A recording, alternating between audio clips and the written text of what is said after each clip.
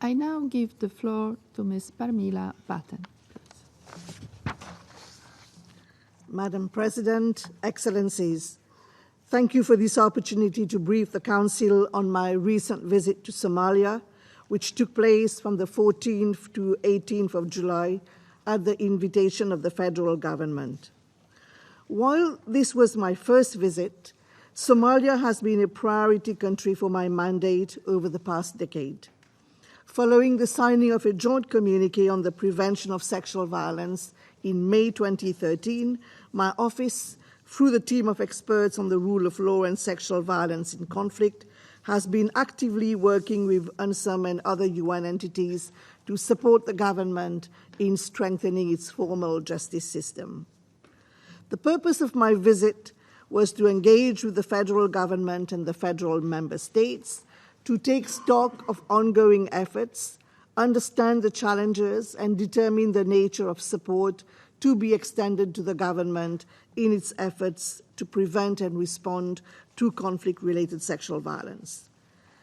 During my mission, I visited Mogadishu and Baidoa, and in both locations I met with senior government officials, parliamentarians, UN and AU officials, frontline service providers, and civil society representatives.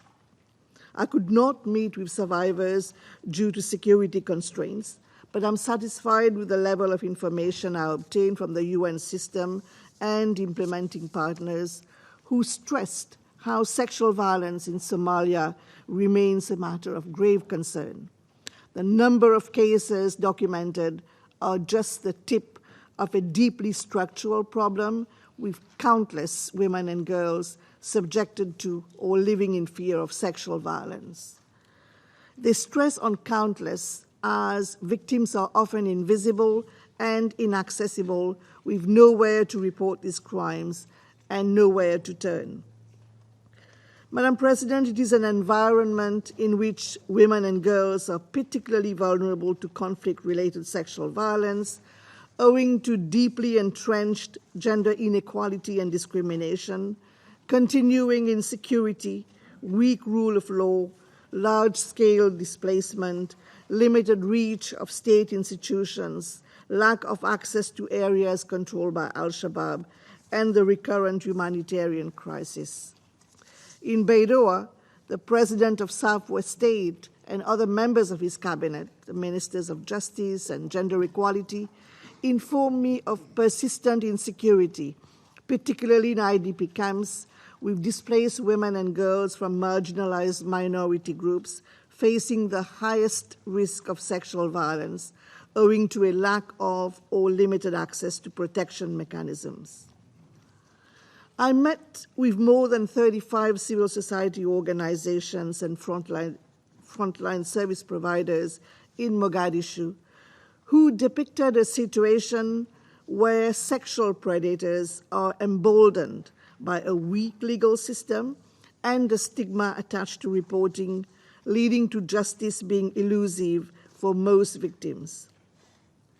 They highlighted how the conflict has eroded the strength of all key institutions, especially the criminal justice system, severely limiting human rights protection for survivors and their ability to seek justice in a secure and dignified manner. They raised the serious challenges they face in reaching vulnerable women and girls, especially those with disabilities, due to insecurity, restrictions imposed by parties to the conflict, and targeted attacks on aid workers. The majority of survivors do not have access to comprehensive health services, including sexual and reproductive health services. Al-Shabaab has banned most non-governmental organizations and all UN agencies from areas under its control. Madam President, concerns were also raised about the common practice of abduction by Al-Shabaab and forcing families to endorse forced marriages. In this regard, I was encouraged by an innovative pilot project in Baidoa, supported by International Organization for Migration, which provides rehabilitation and reintegration assistance to women and girls formerly associated with Al-Shabaab.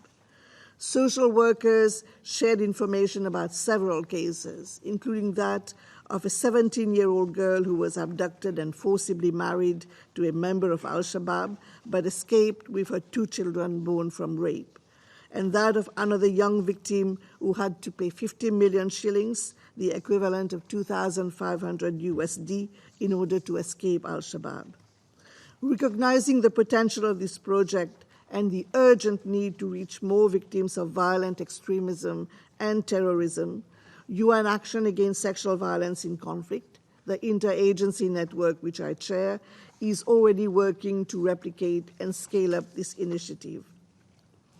Madam President, impunity for the perpetrators of crime of sexual violence was also raised as a major concern, with victims' fears of stigmatization and reprisals, the weakness and complexity of the legal system, lack of an adequate legislative framework and functional judicial system, and the use of traditional justice systems, resulting in chronic underreporting.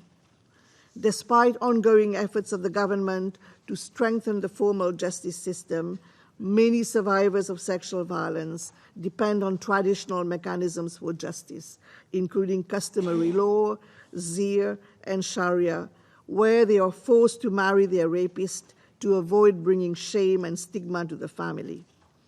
Local culture, with its custom of compelling victims to marry their assailants or accept livestock as compensation for their assault, constitutes a major obstacle to justice. Concerns were expressed about the safety of a 9-year-old girl who was raped by a 27th Brigadier soldier in Adale a few days before my visit, and the likelihood of the case being settled through traditional justice system. Madam President, despite this extremely challenging situation, I'm pleased to inform you that my dialogue with the national authorities was frank and constructive. There was no attempt to deny or downplay the extent and gravity of these crimes. In fact, there was a clear acknowledgement that sexual violence has been and is being perpetrated by all parties to the conflict, and an expression of political will to address this scourge. Despite some commendable efforts of the government, such as the constitutional review or the sexual offences bill approved by the federal cabinet since May 2018, or efforts led by the Attorney General's office and training of the Somali police, Somali armed forces, and National Intelligence Security Agency throughout 2018, progress is slow, with terrorism remaining a major threat to peace and stability in the country.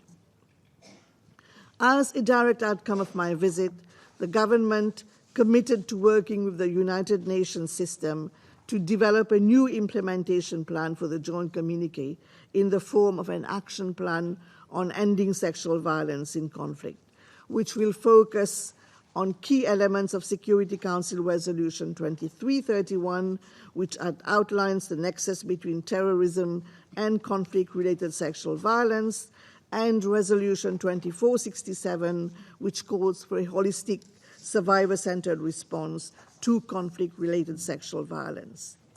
Madam President, the government has also expressed the commitment to work towards the delisting of its forces from the annex to the annual report of the Secretary General on conflict-related sexual violence, and has sought the technical support of my office to establish a roadmap in this regard.